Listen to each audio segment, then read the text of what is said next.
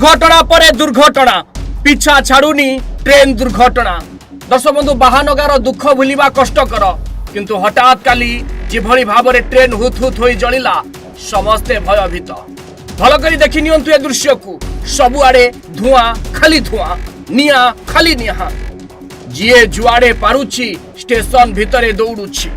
हाँ दर्शक बंधु दुर्गपुरी इंटरसिटी एक्सप्रेस रे हठात लागिला निया कहीं किछि बुझिबा आगरु हुत हुत होई जलिगला ट्रेन आउ धुआंमय हेगला पूरा परिवेश।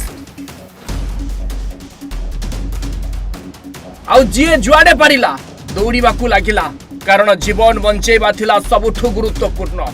कारण कहीं भी भूली नथिले बाहानगा रेल दुर्घटनार घटना कहीं केबे भूलिबाकू चाहिले भी भूली पारिबेनी से कुढ़ कुढ़ सबर दृश्य कहीं केबे भूलिबाकू चाहिले भी भूली पारिबेनी हजार हजार लोक किभଳି भाबरे डहळ विकळ हेउथिले।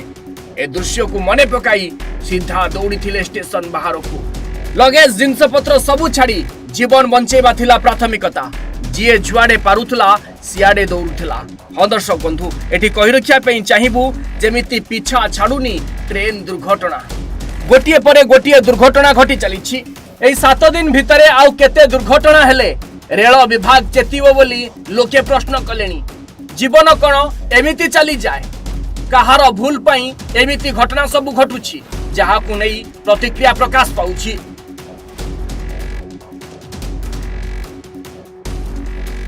एठी कहि रखिया पई चाहिबू दुर्गपुरी इंटरसिटी बगी निकटरे चक्कर ब्रेक्सो बाइडिंग रे निया लागि जाइथिबा देखा जाइथिला। सेठारे प्रबल धुआं हेबारु यात्री माने असुरक्षित मने करी ट्रेन नु ओल्हाई पड़िथिले आ स्टेशन परिसर संपूर्ण धुआंमय होई जाइथिला।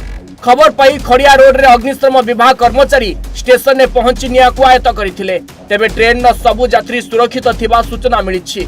तेबे सबु भितरे किंतु भाग्य भल सबुतक जीवन सुरक्षित अछि नहेले जे पुणी कोन होई थांता ताहा किए कहि थांता।